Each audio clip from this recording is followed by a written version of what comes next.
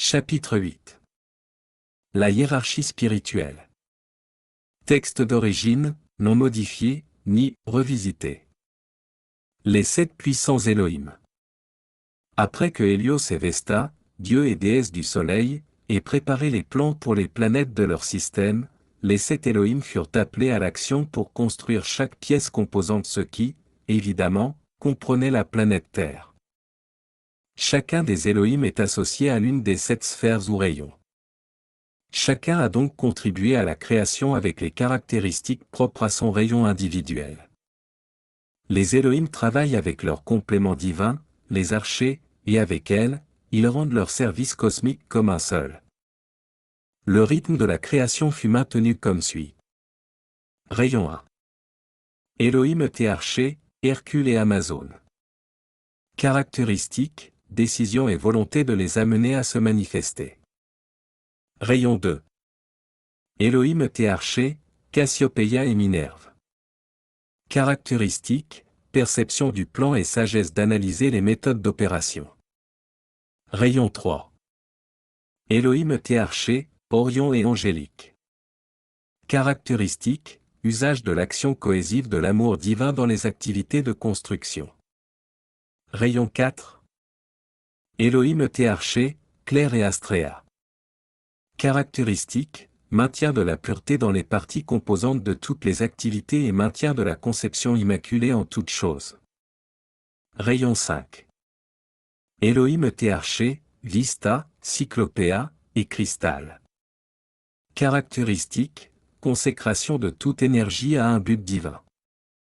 Rayon 6. Elohim et archers, tranquillité et pacifique.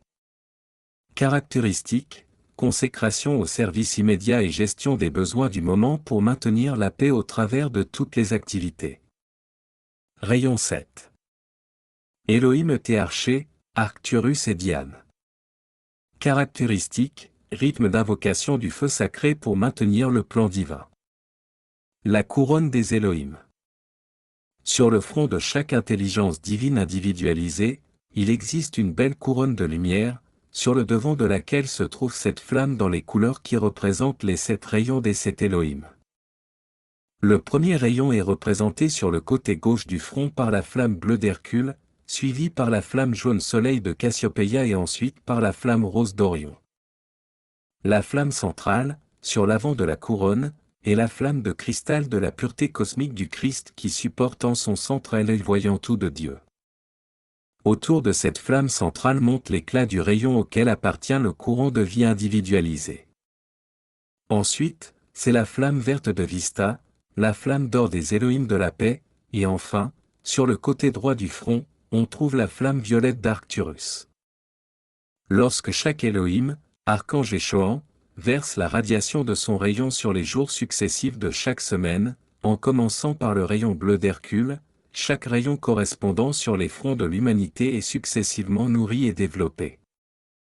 Cette couronne des Elohim dont nous parlons n'est pas visible par la vue physique moyenne des hommes non ascensionnés, mais elle peut être clairement vue par ceux qui utilisent la vue intérieure et, évidemment, elle est toujours vue par les êtres cosmiques, les maîtres ascensionnés, et par l'hôte angélique, qui s'occupe de l'humanité.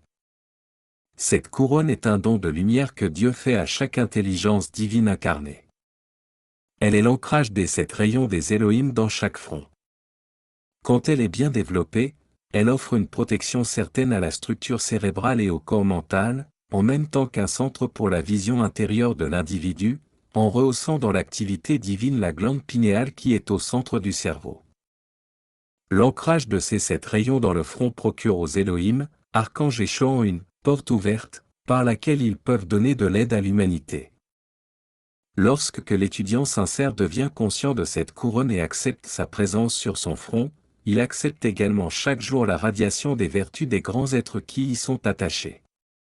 Quand on se met au diapason d'une vertu, en lui donnant son attention, on reçoit rythmiquement beaucoup plus de bénédictions.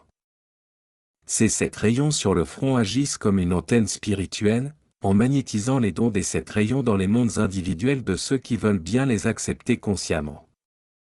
Alors, suivant la loi divine, ce courant de vie doit à son tour envoyer les bénédictions reçues, en les amplifiant par sa propre direction consciente. Par le Mahashohan. Quiconque voudra utiliser journellement le chant suivant pour invoquer les Elohim récoltera un grand équilibre dans sa vie et ses expériences, ici, dans ce monde des apparences physiques. Pour obtenir les meilleurs résultats, il faudrait le pratiquer au moins une fois par jour, et à la même heure approximativement. Pour chanter le nom de Elohim, utilisez le Fa ou le Do normal, puis le Sol grave et le Si bémol pour finir. Le mot je suis doit être parlé dans le ton habituel et être suivi aussitôt après par le chant, avec un instrument de musique si possible, Fa Sol Si bémol. Répétez cela 7 fois, en fixant à chaque fois l'attention sur les rayons et les noms des Elohim, dans l'ordre, en commençant par le rayon bleu d'Hercule sur la gauche. Le chant est le suivant. Je suis. Elohim. Elohim. Elohim. Elohim. Elohim. Elohim. Elohim. 7 fois 7, je suis Elohim. Les mots 7 fois 7, et je suis sont prononcés sur un ton de voix normal, et l'Elohim final chanté sur les 3 notes, mais très lentement pour cette dernière fois. Les bénédictions du Saint-Esprit sont toujours sur vous lorsque vous essayez. Les 7 étapes de la précipitation. Premièrement, vous ne créez jamais rien dans ce monde, et jamais rien n'est accompli dans aucun domaine, avant que vous décidiez en vous-même de le faire. Ceci est l'activité du bien-aimé Hercule et du premier rayon. Que vous décidiez de descendre la rue, d'assister à une classe, de rendre service à quelqu'un, de fabriquer un petit anneau ou une grande maison, vous devez d'abord, en vous-même, décider de prendre les énergies de votre vie et de construire quelque chose avec elles.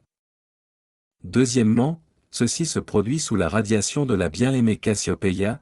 Lorsque vous avez décidé de construire une forme déterminée, il vous faut demander l'illumination et la perception divine de la chose en question, pour connaître la meilleure façon de la créer. Lorsque vous avez décidé, de façon abstraite, de servir d'une certaine façon, la perception du rayon d'or est nécessaire pour vous rendre capable, en utilisant la discrimination et simplement le bon sens ordinaire, de savoir quelles sont les accumulations de qualités divines déjà développées que vous pourrez offrir, et comment elles vous permettront de servir au mieux. Depuis le temps où Madame Blavatsky a écrit, jusqu'à ce jour, nous avons connu de nombreux hommes et femmes qui ont décidé de servir les maîtres, mais, de façon irrationnelle, ils se précipitent dans l'action, sans discrétion, sans avoir mesuré leurs propres talents et capacités, sans connaître le type et la qualité de substance qualifiée dans leur monde qui leur permettrait de donner le meilleur service, et sans savoir si le service qu'ils désirent rendre peut convenir au grand schéma universel. Si vous voulez agir, vous avez besoin de perception, pour savoir au moins ce que vous désirez faire, et comment ce que votre monde a à offrir pourra coopérer amoureusement avec le divin plan de Dieu. Troisièmement, voici maintenant l'étape qui demande que vous émettiez de votre cœur le sentiment d'amour divin, et cette étape est sous la direction du bien-aimé Orion. Ce que vous faites au service du Maître ou en utilisant le pouvoir de précipitation demande la coopération aimante de tous vos corps, y compris de la forme physique extérieure. Vous avez entendu dire très souvent par les grands maîtres, que ce qui est fait dans un sens de devoir doit être complètement refait dans un sentiment d'amour. Vous devez donc développer les qualités du sentiment de notre bien-aimé Orion, la constance aimante de poursuivre votre tentative jusqu'à ce qu'elle soit accomplie, en y travaillant avec gratitude, bonheur et dévotion, sans accorder une pensée au temps, à la récompense ou à toute reconnaissance personnelle de n'importe quelle sorte, que ce soit simplement servir pour la joie de servir, qui est l'activité du troisième rayon. C'est une des étapes les plus importantes de cette étape. Quatrièmement, la bien-aimée Claire, Elohim de la pureté, prend la 4e place dans l'exercice de précipitation. Cela signifie, s'en tenir à la pureté de la conception originale qui a été donnée, à votre demande et à votre cerveau par votre Saint-Moi christique, ou, si vous êtes parmi les plus développés, qui a été dirigé dans votre esprit par un maître ascensionné. Maintenir la pureté de votre conception signifie donc que personnellement, vous n'élaborerez rien non plus, vous ne broderez pas, comme on dit, pour chercher à adapter ce plan à votre raison propre, à votre logique ou satisfaction personnelle, mais que vous êtes d'accord pour soutenir le dessein et la conception parfaite que l'intelligence divine a créée pour que, par vous, la race entière puisse en bénéficier. Puis-je ajouter ici que, en créant la planète Terre, après que nous ayons répondu à l'appel d'Hercule et ayons décidé de créer, après que nous ayons regardé dans le monde de l'observateur silencieux et perçu ce que les bien-aimés Hélios et Vesta voulaient que nous fassions, après avoir rempli nos cœurs d'amour pour cette occasion de rendre un plus grand service, nous avons fait abstraction complète de notre personnalité, afin de créer la Terre bien exactement comme Hélios et Vesta l'avaient conçue. Nous nous en sommes tenus à ce modèle parfait, jusqu'à ce qu'il apparaisse en grande beauté, symétrie et perfection de toutes sortes.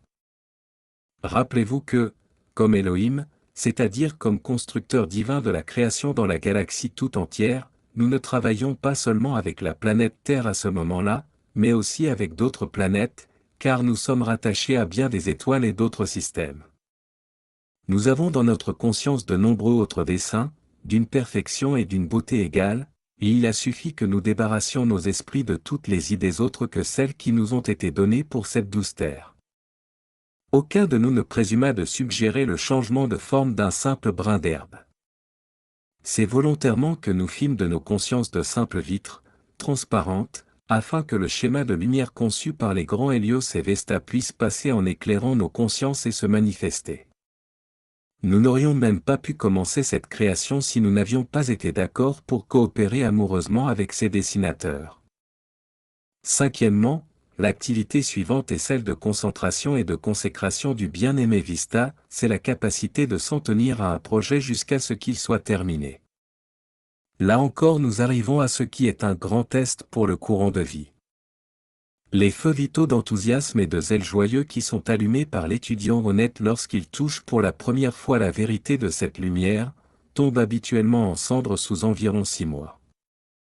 Toutefois, la concentration sur le même plan, modèle ou schéma, jusqu'à ce que le plan en question soit manifesté, est essentielle à la production d'une précipitation instantanée.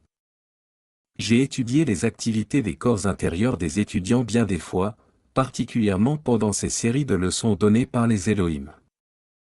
Chaque fois que l'un d'entre nous a parlé de son activité particulière, presque tout le monde présent a déterminé en soi-même de développer cette qualité de maîtrise.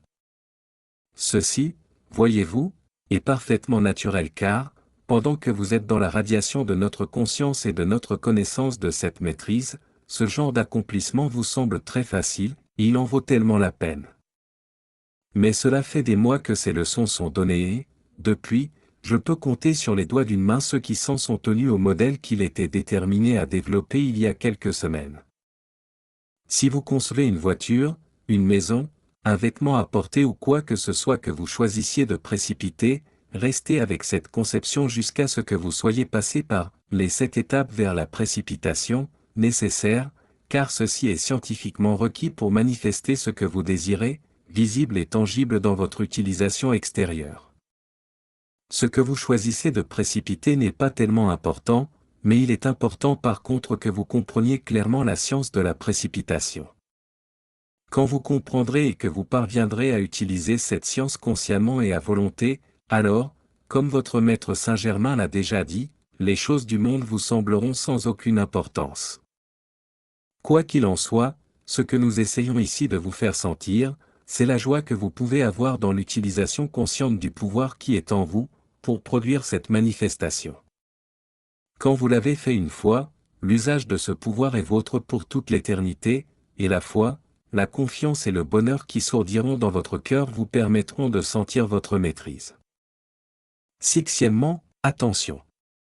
C'est important, dans la science de la précipitation consciente, le 7e rayon du rythme invocatoire précède l'activité de scellement de votre manifestation dans la substance et la radiation de la paix divine, qui est normalement l'activité du 6e rayon. Septièmement, lorsque vous en avez terminé avec le 5e rayon de concentration, et êtes resté avec le même schéma suffisamment longtemps, vous parvenez dans l'activité du bien-aimé Arcturus, le rythme d'invocation. Là, de nouveau, si vous servez le maître, le résultat sera pratiquement nul si vous le servez un jour dans un grand déploiement d'activité et n'y revenez plus pendant un mois. Toutes les activités de la nature sont en rythme parfait. Étudiez vos saisons, le lever et le coucher du soleil, les marées montantes et descendantes, le battement régulier de votre propre cœur. Ainsi, vous pouvez avoir un petit aperçu de la nécessité du rythme. Ce que vous créez importe peu, c'est le rythme avec lequel vous alimentez ce dessin avec votre vie, vos pensées, sentiments, paroles et actions, vers les mêmes heures, chaque jour, matin, midi et soir, ou à n'importe quel moment que vous décidez, qui est absolument essentiel pour votre succès dans une telle entreprise. À ce sujet, mes chers cœurs, puis-je vous avertir que si vous ne donnez pas à votre dessin de précipitation le rythme, vous créerez une forme complètement asymétrique si toutefois vous créez quelque chose. Certaines de vos productions architecturales moins belles et, excusez-moi si j'en fais mention, certaines imperfections de vos propres corps, sont dues aux effets déplaisants du rythme interrompu. Si vous êtes des étudiants consciencieux, vous fuirez le rythme interrompu dans votre propre monde, comme dans le monde de la musique. Ce rythme interrompu, dans la pensée, le sentiment, les paroles et les actes a trop souvent pour résultat la mauvaise santé, le manque d'argent, de paix ou d'autres limitations. Dans les ages d'or passés, où la perfection régnait sur la terre, tout le monde marchait avec un pas rythmé, en respirant avec une lente respiration rythmique. Le rythme parfait de la triple flamme intégrée dans le cœur pouvait gouverner leurs énergies vitales, au fur et à mesure qu'elles traversaient leurs 4 corps inférieurs. Comme le bien-aimé Arcturus le dit, vous ne pourriez pas rester en colère ou rancunier longtemps si vous gouverniez le rythme de la vie passant au travers de vos corps en maintenant sans arrêt une respiration rythmique.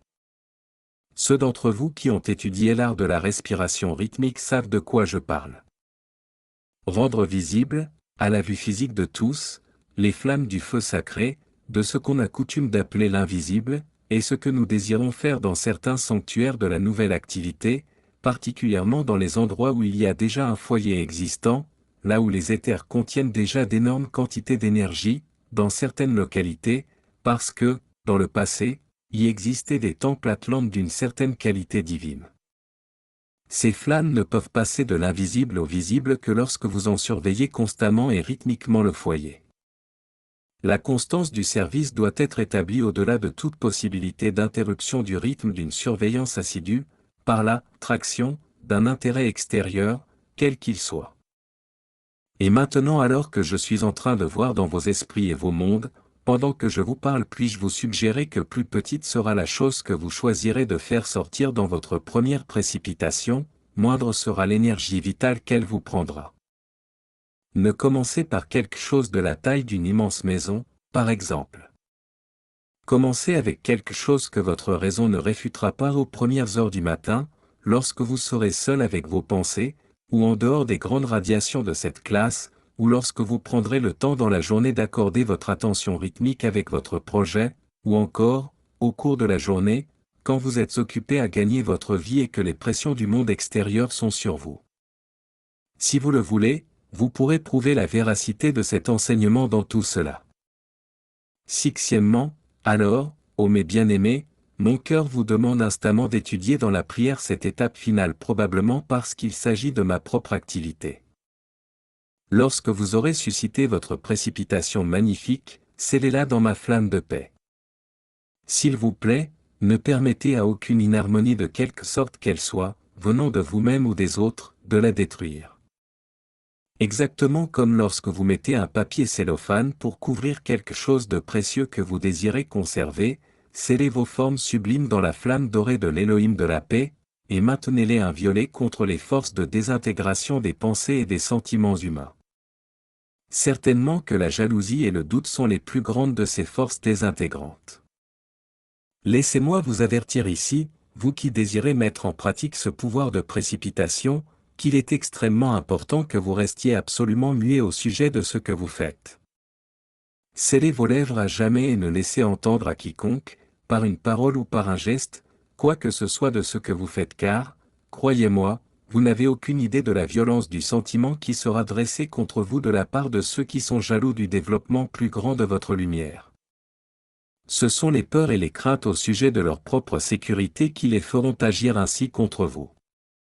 Lorsque la création de la planète fut finalement manifeste, lorsque les activités du rythme d'Arcturus eurent finalement retiré la dernière invocation d'énergie pour la finition de cette planète, lorsque la flamme intégrée des sept Elohim eut accompli son œuvre parfaite, lorsque la planète Terre commença à tourner sur son axe et à libérer dans l'atmosphère sa gamme mélodieuse pour rehausser encore la musique des sphères.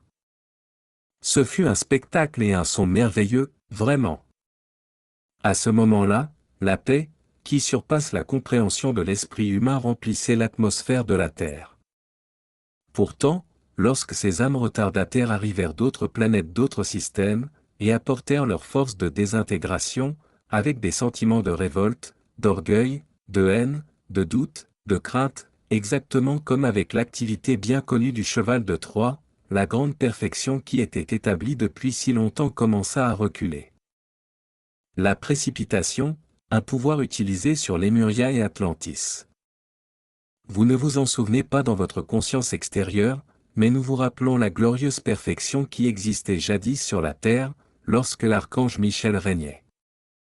Au jour glorieux où une parfaite maîtrise de la lumière était chose courante sur Lémuria, chaque homme, chaque femme et chaque enfant utilisait le pouvoir de précipitation et d'éthérialisation aussi facilement que vous respirez aujourd'hui. À tous les repas, le patriarche de chaque famille s'asseyait, avec sa famille autour de lui, et leur table était immédiatement garnie de toutes les bonnes choses possibles, en nourriture et en boisson, pour les maintenir en bonne santé dans la perfection de leur corps, de leur esprit et de leur monde. À la fin du repas, la maîtresse de maison enlevait les restes et les récipients du service par le pouvoir d'éthérialisation, sans même lever le petit doigt.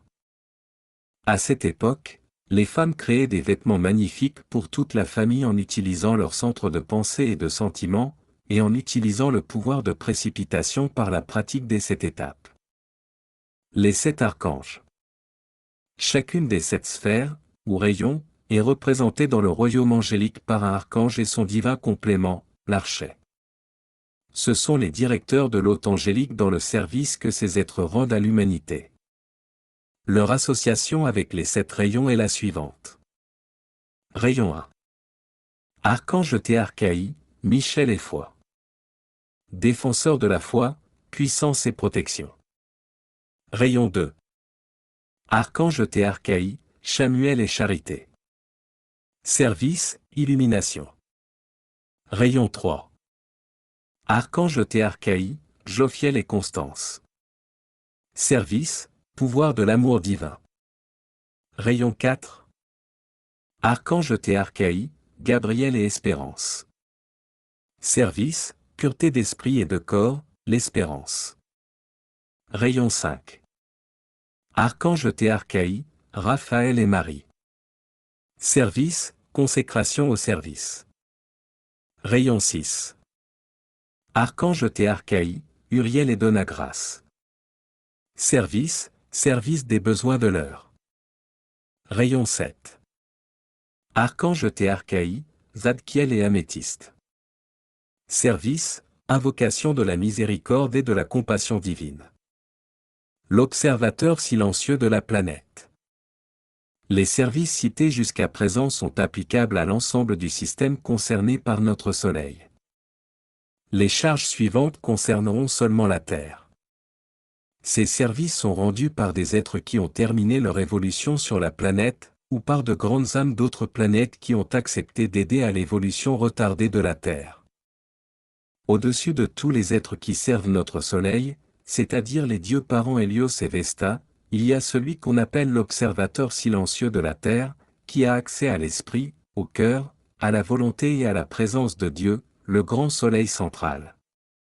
Cet être en dirige les éléments vers notre Seigneur du monde, qui vient ensuite dans le service graduel de la hiérarchie spirituelle, qui est le gouvernement spirituel de notre Terre. Jusqu'à il y a peu, l'observateur était Sanat Kumara et le Seigneur du monde était Gautama Bouddha. Le Seigneur du monde. Le Seigneur du monde représente l'intelligence la plus élevée au-dessus de chaque membre de la hiérarchie spirituelle. C'est l'autorité suprême sur toutes les activités de toutes sortes, le vrai dispensateur des œuvres et des pouvoirs de Dieu. Il sert d'abord avec les seigneurs du karma et le professeur, ou instructeur, du monde. La charge de seigneur du monde a été à l'origine tenue par le bien-aimé Sanat-Kumara, qui arriva de la planète Vénus, sur la Terre, au temps où ses habitants atteignirent le tréfonds de la dégradation, à un point tel qu'il menaçait son existence dans le système planétaire. Son grand amour put maintenir un équilibre sur la Terre jusqu'à ce que l'un de ses habitants ait atteint le point de maturité nécessaire pour assurer la relève dans cette responsabilité. Ce grand moment arriva en 1955, quand celui qui fut Gautama Bouddha devint le nouveau seigneur du monde. Sanat-Kumara accepta de rester comme régent jusqu'au moment où la Terre et Vénus devraient recevoir leurs initiations cosmiques respectives. Le Bouddha. Bouddha est un titre qui désigne un être de grande lumière et de grand développement spirituel. Il est comparable au titre de Christ. Toutefois, le service cosmique de Bouddha est habituellement tenu par un être suffisamment qualifié pour atteindre la charge de Seigneur du monde, comme ce fut le cas pour le Seigneur Gautama. La position actuelle du Bouddha est tenue par le Seigneur Divino, que nous avons connu jadis sous le nom de Seigneur Maitreya, qui remplissait alors la fonction d'instructeur mondial, ou Christ cosmique. Le service du Bouddha consiste à incarner l'amour de Dieu lui-même, et de soutenir le feu spirituel dans l'âme lorsqu'elle se trouve dans l'atmosphère de la Terre où elle doit se développer et mûrir. Le Bouddha réduit la nature et la vibration du royaume céleste de sorte que l'âme ne se sent pas complètement exilée et que l'étincelle spirituelle n'est pas retirée de la Terre. Ce poste fut donc tenu pendant des siècles par le grand seigneur Gautama Bouddha, qui a récemment pris la charge de maître du monde lorsque Sanat-Kumara l'a laissé et est retourné vers Vénus et ses habitants. Le professeur du monde. Le professeur du monde, ou instructeur mondial, ou grand initiateur, sert sous le Seigneur du monde et tente de développer les esprits conscients dans les peuples de la Terre, en raccordant la radiation du Bouddha avec les évolutions terrestres. C'est l'être qui inculque chaque religion au monde, et il sert en général pour une période de 14 000 ans. Son service est d'apprendre aux prêtres, aux ministres, aux missionnaires, aux rabbins, à tous ceux qui portent la parole de Dieu aux hommes, comment stimuler les centres spirituels dans les 7 types d'humanité distincts et différents. Ce poste a donc été tenu très longtemps par le Seigneur Maitreya, et il est maintenant occupé conjointement par les bien-aimés Maîtres Elvelanto et Kutumi, note de même, qui, d'après les Nouvelles Écritures, ont été rejoints récemment par le Maître Jésus. La troisième personne de la Sainte Trinité. Cette charge est tenue par le grand Mahashohan bien-aimé, ou Saint Consolateur, qui représente le Saint-Esprit pour la terre et qui est aussi le super seigneur des champs des rayons. Il est également le directeur des forces de la nature et de toute l'énergie pour la terre. Il est le grand être qui donne à chaque individu sa première bouffée d'air lorsqu'il naît, et c'est lui qui le reçoit à nouveau au moment de la soi-disant mort.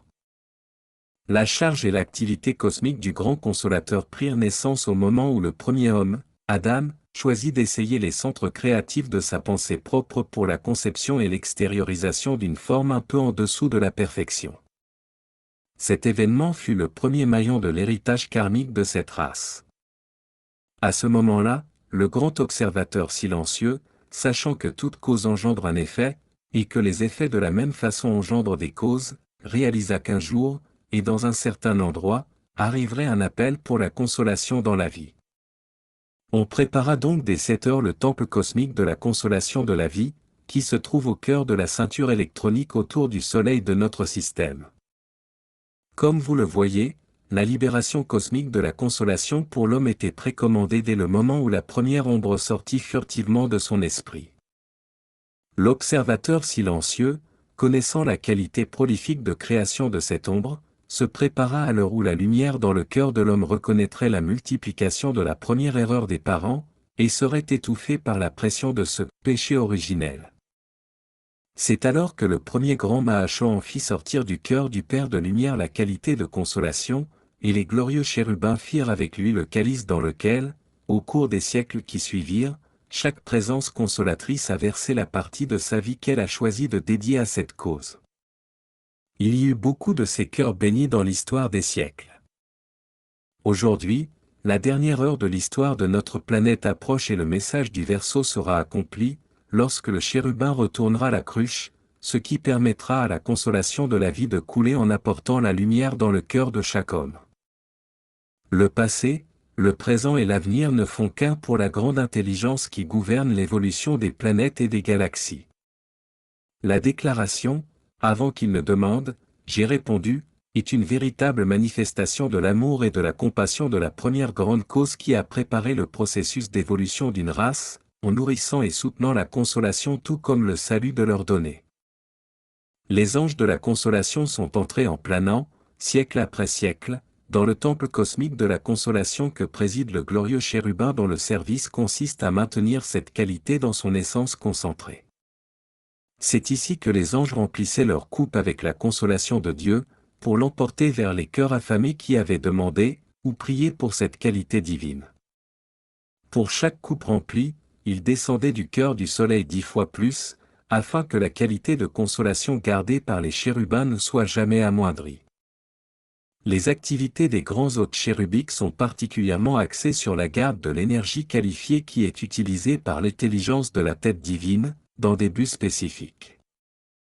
Toute énergie dotée d'une certaine qualité, bénéfique à la cause ou à une cause, à une race, à une planète, ou à une galaxie, est saisie par ces grands hôtes qui la gardent dans l'âme afin de l'empêcher de retourner à l'état primitif de la lumière universelle. En conséquence, lorsqu'un grand être est investi de la responsabilité d'incarner une qualité de la tête divine et que, par lui-même, il éveille cette qualité dans une sphère, n'importe laquelle, un des hôtes chérubiques se porte volontaire pour retenir cette énergie qualifiée et concentrée. Toute cette énergie concentrée par ces courants de vie que le grand être intéresse à sa cause devient une quantité, qui s'accumule jusqu'à l'heure de l'accomplissement. Alors, à travers le centre du cœur choisi pour être le canal de sa délivrance, cette quantité accumulée pendant des âges coule pour enrichir la vie d'une planète ou d'une galaxie. Ces êtres ne dérogent jamais à ce service concentré à la vie, même pour un instant. Il est pratiquement impossible pour le cerveau humain de concevoir une pareille constante dévotion, patiente, à sens unique, et, cependant de pareils êtres existent, qui appartiennent à ce système ou à d'autres, et qui ont rendu ce genre de service pendant des millions d'années. Ils deviennent ensuite des observateurs silencieux de l'univers, de systèmes de mondes et de galaxies. Les petits êtres élémentaires qui contiennent le schéma d'une flore pendant son existence relativement courte d'une seule saison, ou les grands dévas qui gardent les arbres pendant des centaines d'années, sont des exemples de ces êtres qui rendent ce service à la vie dans le royaume de la nature. Enfants bien-aimés qui vous trouvez sur le sentier, lorsqu'un être perfectionné centre son attention sur un membre non élevé de la race, il part de la conscience du maître un courant régulier de pure substance électronique qui est rempli de sentiments et de pensées. Le maître dirige un rayon de lumière de son attention. Si vous pouviez, par l'œil intérieur, observer le processus par lequel le maître choisit de verser sa conscience dans l'aspirant, vous verriez, émanant du maître, des vagues de lumière et de couleurs qui se déversent dans les 4 corps inférieurs de l'individu, en développant chacun de ces corps, et en changeant le tonus et la couleur de l'énergie émise par l'étudiant. Au cours de ce processus, la plupart de la substance astrale et psychique est éliminée et chassée hors des corps inférieurs de l'étudiant, et ces corps intérieurs sont remplis d'un espoir nouveau. S'il n'y avait pas cette connexion spirituelle entre le maître et l'étudiant, le poids de la substance psychique accumulée par ce dernier le ramènerait vite dans la conscience de masse, car la lourde pression de la création humaine autour de la Terre dépasse actuellement la force par laquelle tout être non élevé et non assisté peut percer. C'est pour ainsi dire cette transfusion spirituelle, en provenance du Maître, qui donne la quantité accrue de courage, d'inspiration, de force et d'amour de la lumière à l'âme emprisonnée, et qui lui permet de rester sur le sentier ouvert devant elle. C'est pourquoi nous demandons avec tant d'insistance que des personnes placent leur attention concentrée sur l'octave des maîtres élevés, le Saint-Esprit de Dieu omniprésent, l'hôte angélique, ou tout autre membre de la fraternité spirituelle, aussi souvent que possible. Car alors est formé un maillon ou un pont par lequel peut être transportée la nourriture spirituelle qui maintient l'intérêt de l'âme, et en fait un centre irradiant l'inspiration vers les autres. Sans ce maillon, mes bien-aimés, le sommeil de l'âme qui dure depuis des siècles submergerait de nouveau les peuples de la terre. Le service particulier du maître élevé est d'intensifier la lumière dans le cœur du chercheur de façon à ce que son voltage accru et plus puissant illumine son chemin d'un plus grand rayonnement. La quantité de lumière dans l'étudiant déterminera sa capacité à percevoir et à reconnaître la vérité. L'accroissement constant de la lumière par les rayons consciemment projetés par le maître élevé représente le moyen par lequel la lumière du chercheur peut avoir suffisamment d'intensité pour qu'il trouve l'objet de sa recherche, la réalisation qu'il ne fait qu'un avec le Père éternel de tout. Le voyageur peut cheminer plus facilement quand la lumière du soleil de midi illumine sa route, que pendant les heures de la nuit quand l'ombre dissimule toutes les pierres et les crevasses. De même le pèlerin, sur son chemin spirituel, accomplit son voyage plus facilement et en sécurité, quand les rayons combinés et soutenus de l'hôte élevé illuminent son parcours de leur lumière spirituelle, en lui montrant les obstacles et la route droite. L'individu qui essaie d'avancer sans l'aide des maîtres peut le faire, mais ce n'est que la lumière de son âme qui peut le guider.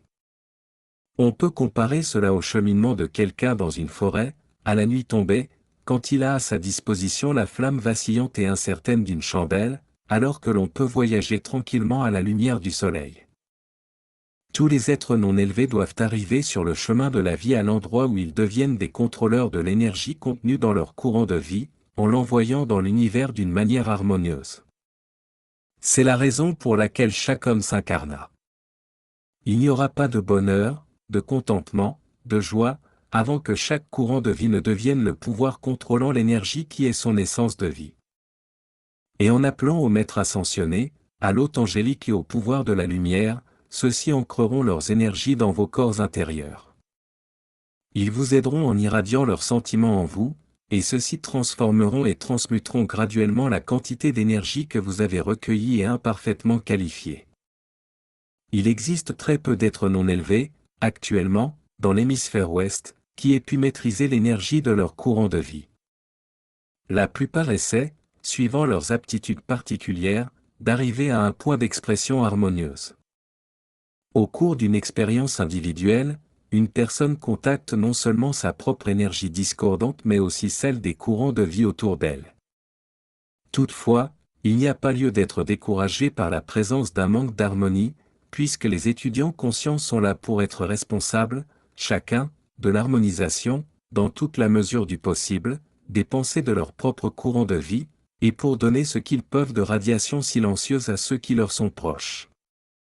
Les maîtres élevés et les êtres perfectionnés sont volontaires pour développer l'âme et donner une protection à tout courant de vie désirant sincèrement une expression harmonieuse. Ils le revêtiront de tout leur amour et de leur lumière, en l'isolant de toute vibration déplaisante qui pourrait être dirigée contre lui.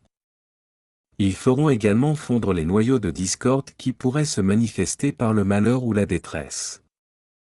Il existe une loi, établie pour les êtres non élevés, tous doivent rester sur le sentier de l'expérience, en luttant au milieu des résultats des effets et des causes, jusqu'au moment où la note d'équilibre, d'amour, de lumière, d'harmonie, de tolérance et de compréhension coulera dans la radiation d'énergie que chacun a tirée directement de Dieu le Père, et dont chacun devra rendre compte personnellement et séparément.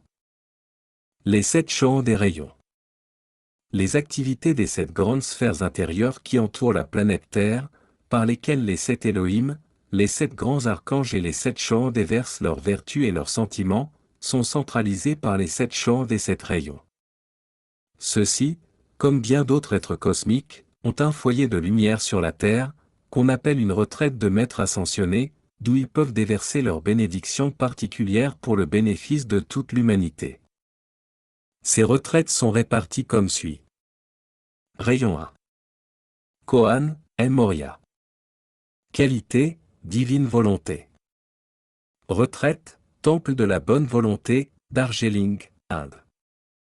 Rayon 2. Chant, Confucius. Qualité, illumination, sagesse. Retraite, retraite du Téton, Wyoming, USA. Rayon 3.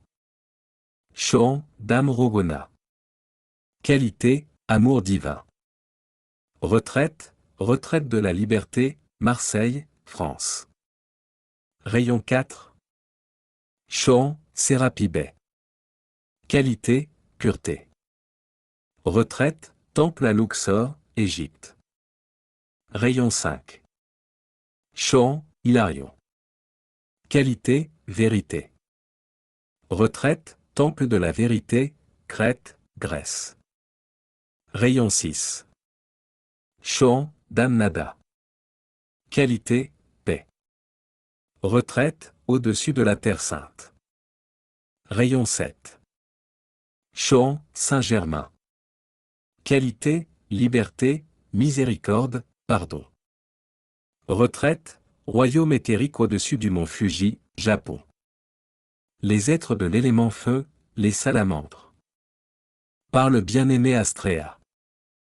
En essayant de comprendre le bon usage du feu sacré, l'étudiant doit d'abord apprendre que celui-ci est consciemment qualifié, obéissant, qu'il a une existence intelligente, et qu'il est tout à fait d'accord et capable pour rendre le service pour lequel on l'appelle. L'acceptation dans la conscience extérieure, et particulièrement dans le monde des sentiments, des quantités déjà recueillies des différentes qualités et activités du feu sacré, telles que la flamme de la liberté, la flamme de la résurrection, et ainsi de suite, est absolument essentielle au succès de son utilisation. Le feu sacré rend deux services, l'un se manifeste par le pouvoir de précipitation, soit la création consciente de formes constructives dans le monde des apparences physiques, l'autre se manifeste comme pouvoir d'éthérialisation qui dissout la forme quand elle n'a plus d'utilité. Les salamandres sont les êtres qui servent l'élément feu. Elles aident énormément les directeurs du royaume du feu. Certaines de ces salamandres sont aussi énormes que l'Empire State Building à New York, alors que d'autres sont aussi petites que la tête d'une épingle ordinaire. Elles servent constamment, sous l'égide de leur directeur, à dissoudre les impuretés qui émanent de l'humanité en raison de son utilisation destructrice des centres créatifs, pensées, sentiments, paroles. Ce sont des bienfaitrices pour les autres éléments, la terre, l'eau et l'air. Il est peut-être difficile pour vous d'imaginer des êtres de feu agissant comme agents purificateurs au travers de l'eau, mais c'est pourtant vrai. Sans ces nombreuses salamandres, dont nombre d'entre elles proviennent de la ceinture électronique autour du Soleil physique, les forces des trois autres éléments se seraient rebellées depuis longtemps, en provoquant des cataclysmes, de la peur, et le chaos dans les peuples de la Terre. J'aimerais que, à partir de ce soir, vous reconnaissiez et bénissiez consciemment ces salamandres pour leur service au travers des âges, non seulement dans le monde physique, mais aussi dans les sphères intérieures où des courants de vie désincarnés séjournent entre leurs différentes incarnations. Le feu, comme tous les autres éléments, a donné de nombreuses bénédictions à la race humaine, en se manifestant de manière constructive, pour l'incinération, la chaleur, la lumière, la cuisine, etc., mais aussi de manière destructive, en provoquant des pertes de maisons, de vie, de propriétés. En conséquence, l'humanité en général a une peur bleue du feu et de son action. Ce soir, nous allons essayer d'enlever cette peur de la conscience éthérique, c'est-à-dire du monde de la mémoire, et de la remplacer par l'amour de la radiation et des activités purifiantes qui se trouvent dans le feu sacré. De nombreux individus, particulièrement ceux qui ont été brûlés au bûcher dans des vies passées, ou torturés par le feu, ont été profondément traumatisés éthériquement. L'enlèvement de la cause, de l'effet, de l'enregistrement et du souvenir de ces craintes aura lieu maintenant. Ensuite les activités du feu sacré seront mieux accueillies par toutes les évolutions de la Terre, sur elle-même et dans son atmosphère. Ce sera, je le décrète, un pouvoir libérateur de purification. En raison d'une mauvaise utilisation du feu au cours des siècles, de nombreux courants de vie désincarnés restent très effrayés par lui. Ainsi, les courants purifiants de la flamme violette de transmutation et même la radiation de mes rayons, comme de ceux de l'Élohim de la pureté, sont violemment rejetés, même aux niveaux intérieurs, par les âmes qui ont utilisé l'élément feu pour provoquer l'agonie et la mort de leurs semblables. Après que le premier Zarathustra ait ramené le souvenir de l'utilisation de l'élément feu à la conscience extérieure de l'humanité sur la terre, pendant un temps très long, le feu fut béni et aimé par les prêtres et par le peuple qui l'utilisait constructivement. Vint ensuite une période qui dura de nombreux siècles, au cours de laquelle des prêtres et prêtresses peu scrupuleux invoquèrent le pouvoir du feu dans des buts destructeurs. Les salamandres qui, par obéissance, répondirent à ceux qui pratiquaient ces rites de magie noire, se retrouvèrent liés au courant de vie de ceux qui les invoquaient et elles les ont suivis depuis. Nous vous demandons de nous aider à libérer ces salamandres de ces courants, dont un certain nombre attend encore de naître sur Terre. Ceux qui ont des tendances incendiaires les ont souvent stimulés par ces salamandres qui ont pris la faute de leur maître sur elles. Je souris à la conscience de ceux qui refusent de croire que la Terre doit d'abord être nettoyée et purifiée de l'intérieur vers l'extérieur, avant que la radiation glorieuse du royaume des maîtres élevés puisse de nouveau se manifester pour la douce Terre et ses évolutions. Cette idée est aussi folle que celle qui consiste à penser qu'on peut ignorer les mauvaises herbes qui remplissent le champ et qu'en semant par-dessus on pourra avoir un gazon bien touffu et d'une douceur veloutée. Mon service envers cet univers est d'aider à enlever toutes les causes et les noyaux de toutes les semences d'égoïsme humain, de discorde, de limitation et de détresse, dans les 4 corps inférieurs des humains, ainsi que les masses de création qui couvrent la Terre et toute son atmosphère. Beaucoup d'entre vous sont actuellement en train de se faire extraire de leurs 4 corps inférieurs certaines qualités destructives, certaines tendances et noyaux d'impureté. C'est quelquefois aussi désagréable de subir cela que d'avoir une dent arrachée hors d'un abcès à la gencive, mais c'est tout aussi nécessaire pour le bien-être permanent de l'individu. Vous seriez surpris de voir avec quelle ténacité les individus s'agrippent à certaines habitudes et tendances. Ils les aiment vraiment, et ne veulent absolument pas s'en débarrasser. De la même manière, les entités de discorde créées humainement haïssent vraiment les activités purifiantes du feu sacré car elles craignent une perte d'identité. Nous devons faire face à cette résistance, avec l'aide des étudiants sincères qui demanderont notre aide, puisque nous devons avoir la demande et l'autorité de votre octave humaine, c'est-à-dire de ceux qui sont toujours en incarnation physique et qui ont besoin de nous.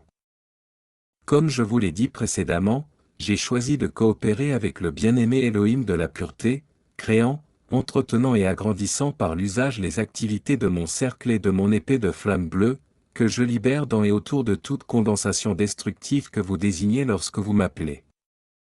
Les êtres de l'élément eau, les ondines. Par le bien-aimé Neptune. Je vous salue aujourd'hui au nom de la présence universelle Je suis et des bien-aimés Hélios et Vesta, à l'appel desquels j'ai répondu en offrant la pleine force cosmique de mon courant de vie et de celui de la bien-aimée Lunara, ma flamme jumelle, et de toutes les ondines que nous commandons. Nous avons offert de créer et d'entretenir la substance de l'élément eau sur la planète Terre. Chaque directeur des forces des éléments a reçu au cours des âges l'occasion de développer le pouvoir de précipiter certaines substances et le pouvoir de les contrôler. Il en va de même pour les êtres qui offrirent de servir avec nous partout où nous choisissons d'offrir nos services. D'autres grandes intelligences ont également répondu à l'appel d'Hélios et de Vesta afin de créer l'élément eau pour la Terre, mais en raison de certaines affinités dans nos courants de vie, la bien-aimée Lunara et moi-même fûmes choisis pour créer et gouverner cet élément eau qui forme un coussin pour la surface terrestre. Il constitue aussi la plus grande part de vos corps physiques et émotionnels. Toute maîtrise requiert le contrôle conscient du taux de l'action vibratoire de chaque électron qui est utilisé dans un but spécifique. Ainsi, pour créer la substance que vous connaissez comme l'eau, il a été nécessaire que nous apprenions comment utiliser consciemment notre pouvoir créatif de pensée et notre pouvoir de sentiment pour maintenir la qualité harmonieuse de cette substance et des êtres qui travailleraient avec et dans cet élément. L'action vibratoire de la substance requise par l'eau de la Terre au moment de la création était beaucoup plus rapide qu'elle ne l'est aujourd'hui. Les eaux des superbes océans, lacs et rivières, étaient alors cristallines, iridescentes.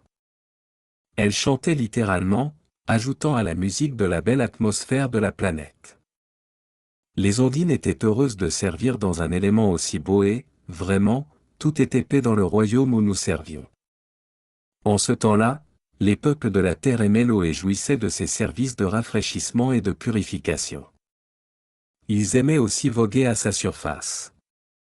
De même les ondines et les électrons qui constituaient l'eau aimaient l'humanité et étaient heureux de la servir. Comme les corps émotionnels de l'humanité étaient heureux, respectueux, purs et libres de discorde, les gens se mouvaient sans effort sur la terre. Il n'y avait pas de poids de mauvaise énergie autour des électrons dans leurs 4 corps inférieurs et particulièrement dans leur monde émotionnel. C'était véritablement une ère de contentement, de paix, dans cette association aimante des anges, des maîtres, de l'humanité terrestre et du royaume élémentaire. C'est vers le rétablissement permanent de cette ère que nous servons maintenant en coopération avec cette poussée cosmique vers la purification de tous les éléments de la Terre, sur sa surface et dans son atmosphère. Après la pollution de la conscience de l'humanité par les retardataires en provenance d'autres étoiles, il fut nécessaire que les directeurs de chaque élément en abaissent l'action vibratoire afin qu'ils puissent être efficaces par rapport à la vibration plus lente des peuples de la Terre. Ceci requérait la maîtrise dont je viens de vous parler, c'est-à-dire changer le taux de vibration des électrons et des atomes dans l'élémentaux, tout en les gardant harmonieux. De même que le rythme lent et gracieux de la valse est aussi harmonieux que les rythmes rapides et tourbillonnants des grandes salamandres et des sylphes dont les danses sont des péans d'éloge pour Dieu, pour le seul don de la vie et de son usage. Bien que la substance des différents éléments ait été consciemment conforme à l'usage des corps des peuples de la Terre qui allait s'épaississant, la véritable pollution des éléments eau, air et terre fut effectuée par les gens qui étaient invités sur cette planète. Le contrôle des ondines, la naturelle obéissance des éléments de l'eau dans le flux et le reflux, etc., nous demandèrent plus de puissance. Une rébellion naturelle prit naissance chez eux, en raison de la pollution superflue de l'eau, et ce ne fut qu'avec une grande patience et un contrôle herculéen que les eaux de la terre furent empêchées de noyer les masses ingrates. Ce n'est que lorsque la loi cosmique rendait nécessaire une activité cataclysmique, par laquelle la surface terrestre devait être immergée pour sa purification, que nous avons permis à l'eau de répandre un voile de substances purifiantes sur la terre polluée. Nous obéissons à la loi cosmique et n'agissons que sur instruction divine. Nous retirons également d'une source appropriée les pouvoirs spécifiques, requis pour servir l'élément dans lequel nous avons offert d'aider la vie. L'eau est commandée par le Dieu de tous, en tant qu'allié de l'homme. Est-ce que l'homme est un allié de l'eau?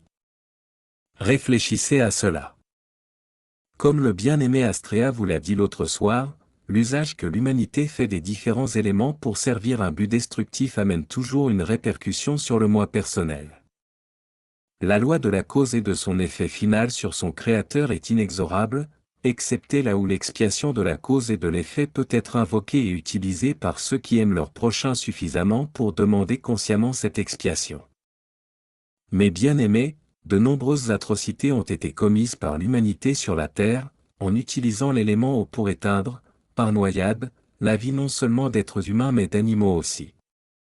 De nombreux courants de vie ont participé à des guerres où beaucoup de navires ont été coulés. Un grand nombre d'individus ont quitté leur corps dans des craintes et des souffrances atroces. Ces souvenirs sont restés dans les corps éthériques et émotionnels de ceux qui sont actuellement incarnés ici. La peur de l'élément eau est due au fait d'avoir souffert d'un naufrage, d'une noyade ou d'avoir participé à faire souffrir les autres par des expériences agonisantes. Dans certains endroits où de nombreux navires se sont échoués, l'éther est encore rempli des gémissements et des cris de ceux qui, depuis longtemps, sont passés à des vies plus heureuses et qui, grâce au ciel, ne se rappellent plus ces tragédies.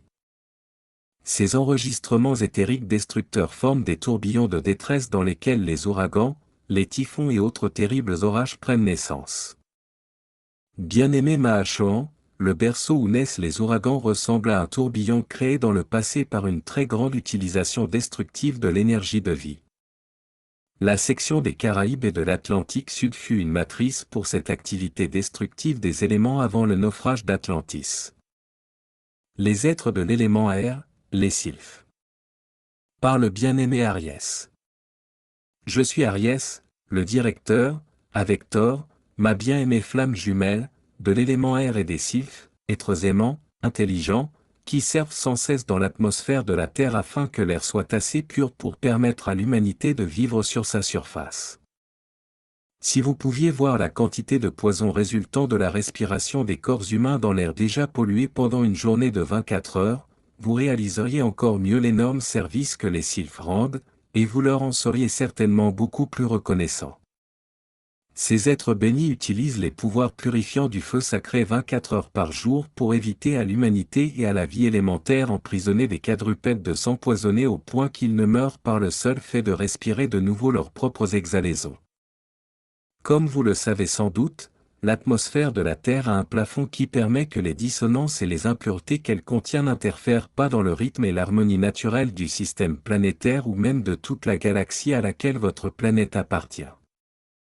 Ce plafond, au-delà duquel ne peut s'élever aucune dissonance ni aucune impureté, est une bénédiction pour l'univers, mais c'est pour nous une responsabilité supplémentaire, car cela nous donne beaucoup moins d'espace pour nos activités de purification. Il nécessite aussi que nous demandions au feu sacré une action purificatrice beaucoup plus forte et beaucoup plus rapide. S'il n'y avait pas de plafond, la tendance radioactive en provenance de la Terre s'élèverait et transmettrait probablement son ombre au feu de la pureté qui est l'atmosphère naturelle de Dieu dans laquelle résident les autres planètes de la galaxie. Nous sommes donc obligés d'agir rapidement, dans un espace restreint, pour ainsi dire, afin de produire et d'entretenir l'atmosphère autour de la Terre dans un état de pureté suffisante pour maintenir l'existence physique. Chaque fois que les directeurs de l'élément air, et les sylphes qu'ils commandent, se retirent d'une planète ou d'une étoile, selon les directives de la loi cosmique, la planète en question meurt rapidement, et même les plantes ne peuvent plus y rester. Telle était la crise cosmique à laquelle était confrontée la Terre lorsque le bien-aimé Sanat-Kumara intercéda pour elle et ses évolutions. Dans tout l'univers, vous pouvez voir de ces planètes mortes, ou étoiles allant à la dérive, elles ne sont plus que des coquilles vides, car on en a retiré consciemment les directeurs des forces et des éléments, ainsi que les élémentaires qui les servaient. Ces coquilles d'anciennes planètes et étoiles finissent par se désintégrer dans une poussière cosmique et retournent dans la substance universelle. Les électrons qui constituaient ces planètes peuvent être repolarisés et rendus au Soleil particulier d'où ils étaient venus. Plus tard, ils sont renvoyés pour aider à créer et entretenir quelques nouvelles manifestations constructives qui profitent aux évolutions de la galaxie ou du système qui a été choisi pour cette bénédiction. Il est bien connu que les humains peuvent vivre quelques semaines sans se nourrir, approximativement une douzaine de jours sans eau, mais seulement 3 minutes sans respirer, sauf évidemment les quelques initiés qui ont maîtrisé l'art de la suspension de la respiration, et encore sont-ils extrêmement rares. Le nouveau-né commence son existence dans le monde des apparences physiques en inspirant son premier souffle. Puis, aussi longtemps qu'il vit, l'approvisionnement en essence vitale de la respiration et la purification de la respiration polluée et exhalée du corps est de notre responsabilité et de notre obligation. Quand la présence je suis choisit de retirer la corde d'argent d'une forme physique, l'homme exhale son dernier souffle et il cesse d'exister, du moins dans le monde de la forme. Le but vers lequel nous tendons est la purification de toute l'atmosphère de la Terre afin que toute la vie s'y déroulant puisse être alimentée et entretenue en air pur, ce que Dieu voulait pour tout le monde au début. Nous sommes reconnaissants que, pour ce faire, nous ayons la coopération merveilleuse et aimante des directeurs de tous les éléments qui servent la vie et les hommes, et qui sont à leur service. Le bien-aimé Neptune et les ondines fournissent le sel qui ancre la substance de l'air dans l'atmosphère inférieure de la Terre, et aident les sylphes à s'élever et à sortir de l'air pollué dans lequel ils sont contraints de servir. Les bien-aimés Hélios et Vesta tirent la substance de l'eau pour l'air, donnant en somme le ballast à la plus haute atmosphère que nous fournissons. En utilisant la radiation émise par les arbres et différentes plantes, le bien-aimé Mahachohan et le royaume de la nature nous aident à transmuter les impuretés exhalées par l'humanité et le royaume animal. Il nous assiste également dans la purification des fumées, qui vont en augmentant sans arrêt, ainsi que des exhalaisons et des odeurs de ce qu'on appelle les usines modernes. La bien-aimée Thor, ma flamme jumelle, pousse les grandes masses d'air vers les points où elles sont les plus utiles, fournissant des brises rafraîchissantes à ceux qui transpirent dans la chaleur humide, remplissant les voiles des navires immobiles sur des mers sans marée, dirigeant les énergies purifiantes du vent du nord, qui apporte la neige, ce merveilleux don de l'Élohim de la pureté, pour revêtir et nourrir certaines parties de la surface de la terre avant la nouvelle moisson. Sur le Vendée, la bien-aimée Thor dirige les nuages chargés de pluie qui transportent l'humidité nécessaire jusqu'aux zones les plus arides. Elle conduit les douces brises du vent du sud, et les courants absorbant l'humidité qui éthérise les précipitations excessives et sèchent les eaux qui sont en de mauvais endroits. C'est certainement une des tragédies de la conscience exprimée par l'humanité de voir la bien-aimée Thor représentée comme une grande silhouette boursouflée, dirigeant des énergies destructives par le vent pour accabler une humanité en détresse. Mon service consiste à fournir l'essence de l'air. Comme à Neptune et Virgo, les événements des Aegis m'ont demandé de réduire les actions vibratoires des électrons qui constituent l'air afin que les poumons des hommes puissent l'absorber, l'utiliser et en profiter. L'activité de la bien-aimée Thor est de pousser cet air, avec sagesse et bonté, partout où cela est nécessaire pour donner à la Terre et à ses évolutions les plus grandes bénédictions possibles. Comme les autres directeurs des éléments, après que les ombres des créations discordantes soient arrivées sur la Terre, nous avons été obligés de tirer beaucoup plus de pouvoir et de contrôle divin pour traiter les êtres de notre élément les sylphes. Ils ont fabriqué au cours des siècles, une quantité toujours croissante de rébellions et de ressentiments contre l'humanité, en raison de l'ingratitude de celle-ci pour les services qu'ils lui rendaient, et en raison de la pollution négligente et irréfléchie de l'air par les effluves humaines et par les usines ingénieuses des hommes et leurs unités de fabrication. Le bien-aimé Hilarion et la fraternité de Crète nous ont apporté une aide considérable, en dirigeant dans la conscience extérieure de certains individus doués pour la recherche, les moyens pratiques de dissoudre la plupart de la pollution de l'air, par la mécanisation. Nous bénissons le bien-aimé Hilarion et sa fraternité, ainsi que les êtres non élevés qui ont voué leur vie à ce processus de purification, par la mise en place d'épurateurs de fumée sur les cheminées des grandes usines par exemple. Il existe dans l'air un si grand nombre de forces spirituelles que l'individu n'utilise pas du tout. Certains appellent cette énergie spirituellement stimulante, le prana. C'est la nourriture que vous ne connaissez pas, dont parla le bien-aimé Jésus. C'est cela qui le soutint, non seulement pendant la durée de son jeûne dans le désert, mais aussi tout au long de son ministère. Lord Gautama, jadis Bouddha, utilisa également le prana pour maintenir en vie son corps physique, alors qu'il l'avait quitté au cours de la longue veille où il chercha la vérité par l'élévation de son état conscient. L'homme moyen de l'humanité actuelle répond seulement à l'inhalation et à l'exhalation de la respiration, presque involontaires, telles qu'elles sont réglées par le saint moi christique et le corps élémentaire. Les courtes respirations rapides de l'homme maintiennent en lui une certaine quantité de vie, dans son corps physique, mais elles n'ont que peu d'effet sur la vie spirituelle pour la revitaliser et la nourrir. Nous appelons cette humanité à s'éveiller maintenant à la nécessité absolue de développer la respiration rythmique, qui consiste à 1. Aspirer profondément les énergies spirituelles contenues dans l'atmosphère autour d'elle. 2. Digérer la nourriture de l'essence. 3. La développer. 4. La redonner, comme une bénédiction, à l'air, lorsqu'elle expire la respiration purifiée de son corps. Comme dans les autres royaumes des temps passés, de nombreux individus ont appris à utiliser la respiration pour entretenir la vie dans le corps, pendant de longues périodes, afin d'être en mesure de faire certaines choses magiques, et de rassembler ainsi autour d'eux de grandes foules crédules. S'enhardissant, ces individus invoquèrent certains sylphes pour les aider dans la production de phénomènes qui surprenaient le peuple. Ces sylphes, comme dans le cas des ondines et des salamandres, se sont attachés au courant de vie des individus qui les ont invoqués et les ont suivis au cours de leurs nombreuses incarnations, devenant plus souvent le maître plutôt que le serviteur de ces individus. Les individus arrogants et audacieux ont dans leur aura, soit une présence d'un de ces sylphes, soit une certaine quantité de leur pouvoir. Au cours de ces 4 jours de classe, ce qui nous intéresse avant tout, c'est la purification de toute l'atmosphère terrestre et l'enlèvement du voile de Maya. Lorsque cela aura été fait, l'humanité pourra de nouveau voir, face à face, sa propre présence je suis individualisé, les anges, les maîtres, et les êtres de lumière.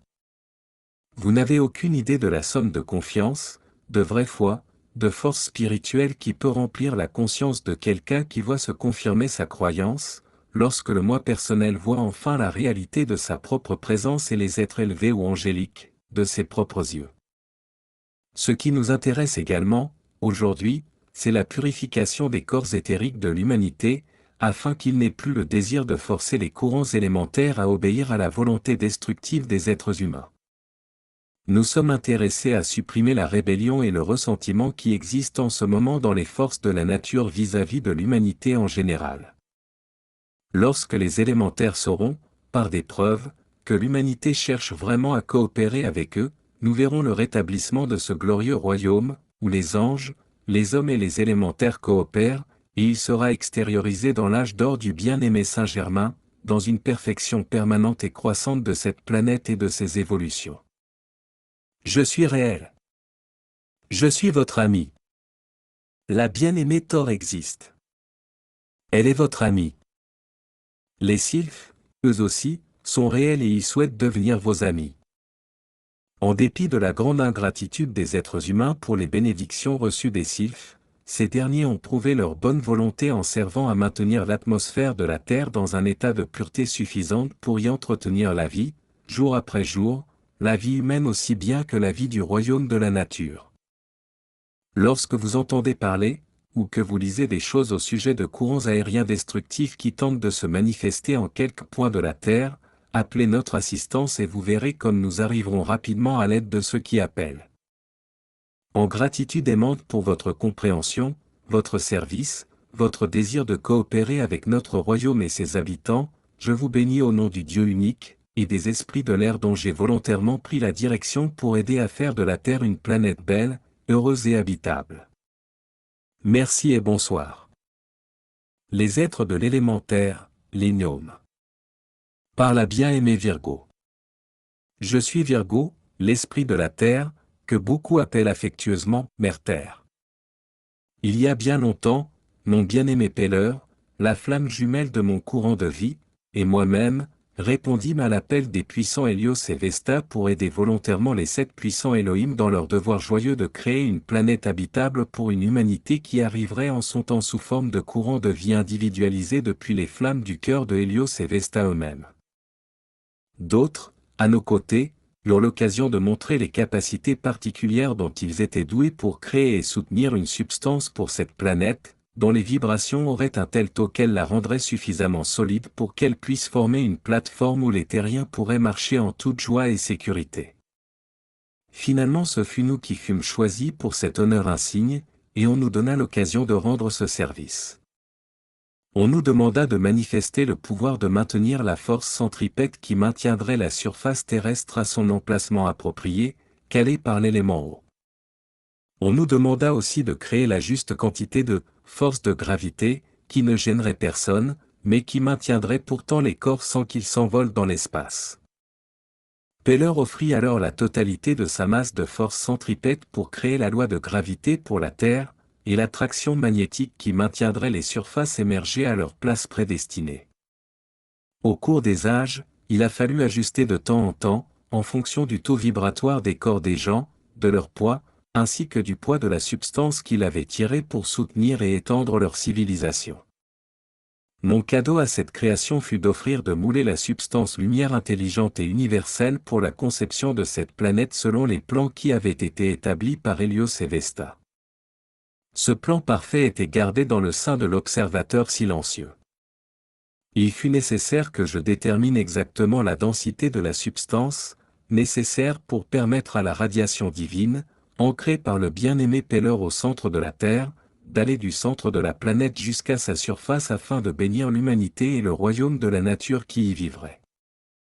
J'ai travaillé en parfaite harmonie avec le premier Mahashohan qui a servi sur cette terre, avec les êtres de chacune des 4 saisons, avec les grands esprits de la nature qui habitent les montagnes, les vallées fertiles, les arbres, les buissons et les fleurs, ainsi qu'avec les gnomes, les fées, les elfes, et les plus petits esprits qui s'activent aussi bien dans le corps de la terre qu'à sa surface.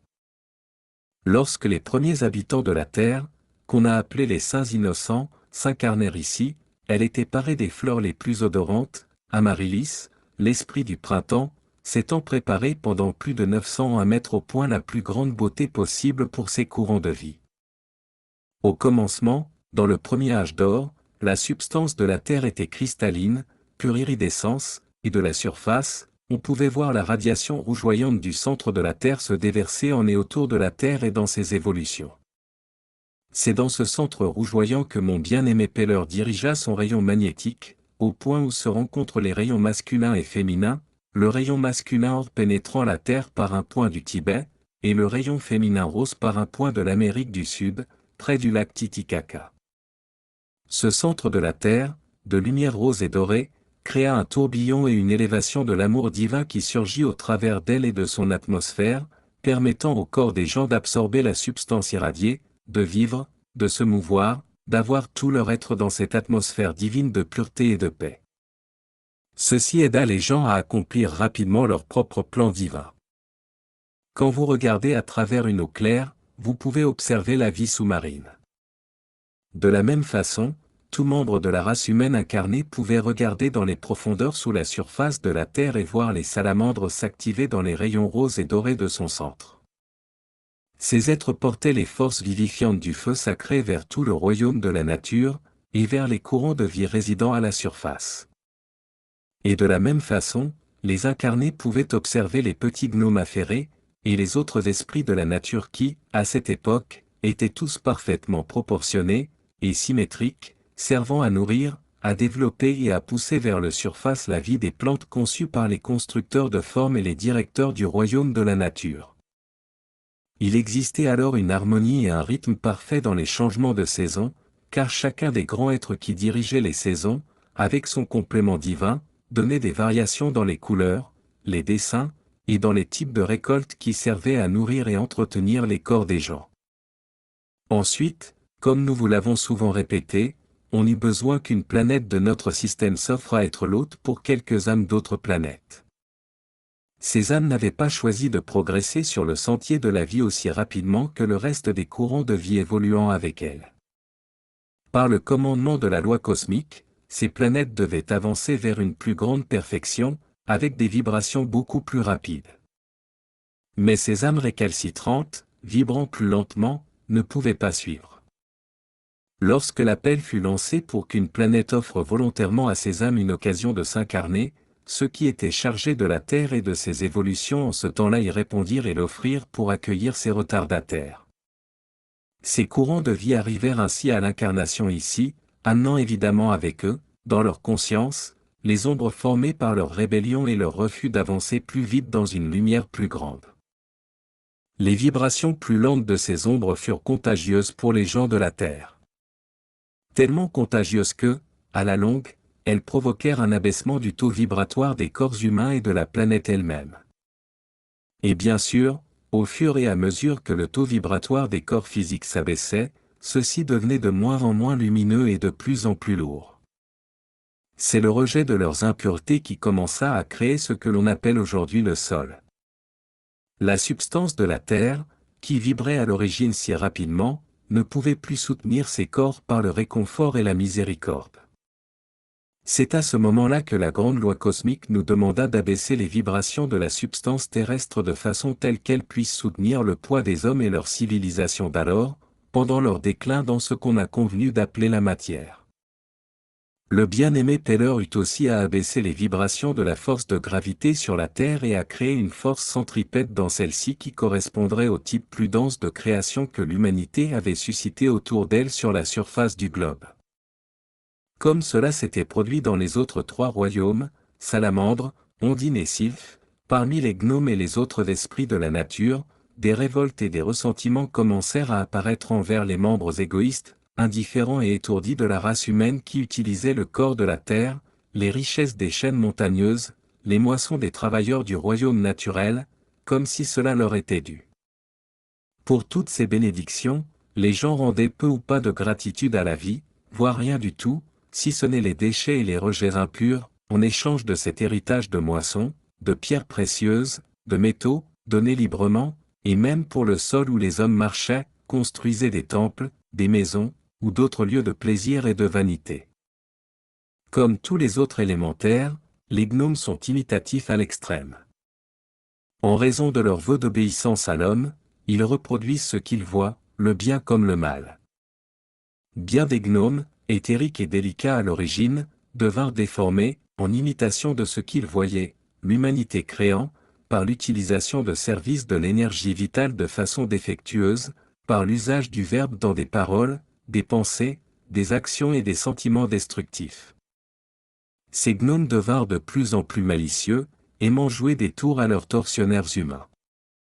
Tout comme les leprechauns irlandais, ils connaissaient bien les endroits où gisaient des dépôts d'or à la surface de la terre, et ils promettaient à ceux qu'ils pouvaient contacter qu'ils deviendraient riches s'ils acceptaient de faire leur volonté.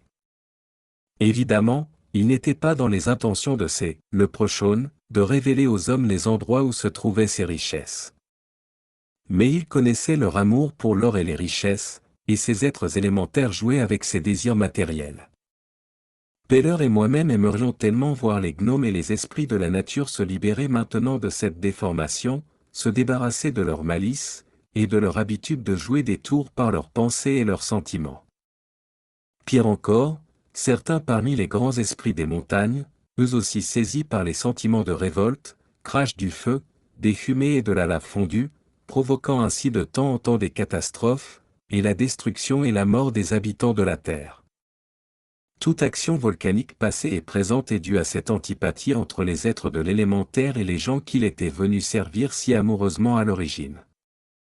Souvenez-vous, mes bien-aimés, que la Terre a beaucoup souffert au cours de nombreux siècles des activités destructives de l'humanité. Les corps des morts ont été enfouis dans le sol pendant des siècles, où ils sont encore en décomposition. Les gnomes ont eu la tâche répugnante de terminer la dissolution de ces véhicules imparfaits et pollués, qui avaient atteint cet état d'imperfection par la discorde des personnalités habitant autrefois ces corps dont le saint moi christique et l'élémentaire corporel ne pouvaient faire usage dans aucun but constructif quel qu'il soit. Miséricordieusement, incarnation après incarnation, la loi cosmique rappela ces courants de vie hors de leur coquille d'imperfection physique. Et l'humanité, régulièrement, rendait, sans égard, à la terre, ces corps que Dieu lui-même ne jugeait plus dignes de vivre dans le foyer de sa propre vie triple flamme intégrée et immortelle de la vie éternelle. Par l'embaumement, utilisé si efficacement par les Égyptiens et les Atlantes il y a bien longtemps, la tâche de démantèlement de ces corps malades était rendue encore plus difficile pour les gnomes qui, pendant ces siècles, eurent à supporter la présence de ces coquilles en décomposition, mises au rebut dans leur propre élément et leur propre habitat. Merci à Dieu que quelques races aient pu utiliser les bûchers funéraires et que, dans cet hémisphère ouest, l'incinération soit de nouveau reconnue et acceptée comme un moyen adéquat pour éliminer la coquille terrestre usée.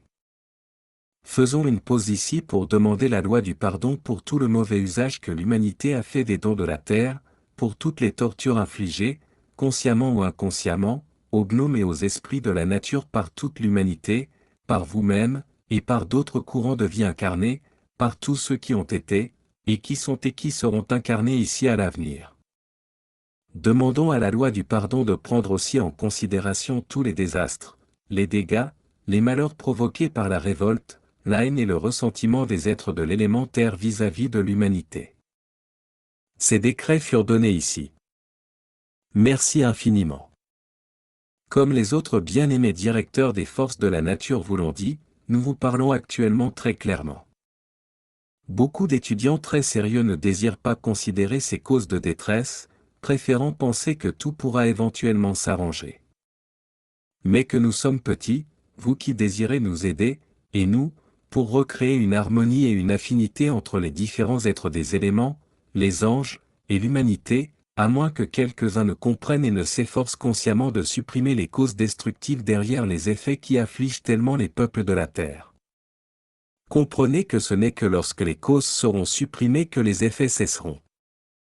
C'est l'évidence même. La substance de la terre a été utilisée, comme tous les autres éléments, pour différents types de tortures, tels que enterrer des gens vivants, ou des animaux, etc. Il y a très peu de gens sur Terre qui, de temps à autre au cours des siècles, n'ont pas participé d'une façon ou d'une autre à ces tâches malsaines. La peur d'être enterré vivant est très réelle chez certains peuples de la Terre.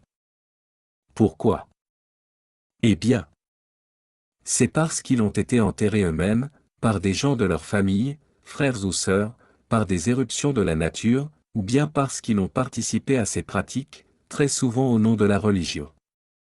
Ces vieux souvenirs vivent dans les corps éthériques de l'individu qui a pris part à ces actions. Appelons aujourd'hui la loi du pardon pour toute transgression de la loi d'amour commise par vous, par toute l'humanité incarnée, par tous ceux qui viendront dans l'avenir, et par tous les membres errants du royaume de la nature. Appelons, au nom de la bien-aimée présence Je suis, la toute-puissante Astréa pour qu'elle referme son cercle cosmique et passe son épée de flamme bleue autour et au travers des causes et des noyaux de ses craintes. Qu'en les enlevant, elle les remplace par un sentiment de gratitude aimante pour les êtres de la nature, les forces des éléments, et par un sentiment de confiance aimante et de coopération entre l'humanité et le royaume élémentaire. Demandons maintenant que soit dissous, et enlevé de tout ce qui appartient à cette évolution, le désir et la capacité d'utiliser la terre, ses richesses et ses gisements montagneux, etc., dans des buts destructifs. Au cours de cette classe, vos corps physiques sont en train d'être purifiés d'une grande quantité de substances impures. S'il vous plaît, laissez aller. Sentez. Acceptez. Sachez. Ceci est la réalité de notre présence, et de nos tentatives pour vous aider, ainsi que les évolutions planétaires tout entières, en vous redonnant toute la perfection que vous connaissiez et exprimiez jadis, ici exactement, sur cette planète bénie. De très nombreux salamandres, ondines et sylphes se sont attachés à certains courants de vie qui les avaient invoqués par des rites mystiques et par la magie noire. De même de nombreux gnomes et esprits de la nature se sont attachés à des courants de vie. Comme les génies invoqués par Aladdin et sa lampe mystérieuse, ils ont servi leur maître pendant un certain temps pour ensuite devenir eux-mêmes maîtres de ces courants de vie qui l'avaient autrefois servi. Aujourd'hui, je vous demande d'appeler la liberté pour ces gnomes et esprits de la nature, afin qu'ils soient libérés de l'influence destructive de l'humanité. Demandez aussi que tous ces gnomes, et ceux qui travaillent avec la Terre soient libérés du soutien de ces associations et activités destructives. Si vous pouviez voir combien de salamandres, d'ondines, de sylphes et de gnomes ont été libérés jusqu'à présent par vos demandes, uniquement dans cette classe, vos cœurs se réjouiraient. La libération des êtres des éléments vous aidera personnellement, et aidera merveilleusement aussi les âmes qui doivent s'incarner ici à l'avenir et qui ont eu, dans le passé, ces attachements, ces puissances et ces inclinations. Vos corps physiques sont destinés à illustrer la gloire de votre propre présence. Je suis individualisé. Je suis là pour vous aider à retrouver cette perfection. En terminant, puis-je vous demander d'envoyer votre amour le plus profond au bien-aimé Peller qui réside dans le cœur de la terre. Vous lui rendrez service, ainsi qu'à son peuple, au travers des Edges. Dans ces planètes où la force centripète de grands êtres comme Peller a été enlevée, où il n'existe plus de force de gravité pour retenir les courants de vie, ni de force de la nature, vous pouvez voir leur désintégration, et celle des étoiles, jusqu'à ce qu'elles deviennent de la poussière d'étoiles sans forme ni but. Souvenez-vous que, par la force centripète de son amour, Peller vous a redonné l'occasion de vivre sur cette planète au travers de nombreuses incarnations, qui furent nécessaires pour vous permettre de développer et de remplir votre propre plan divin.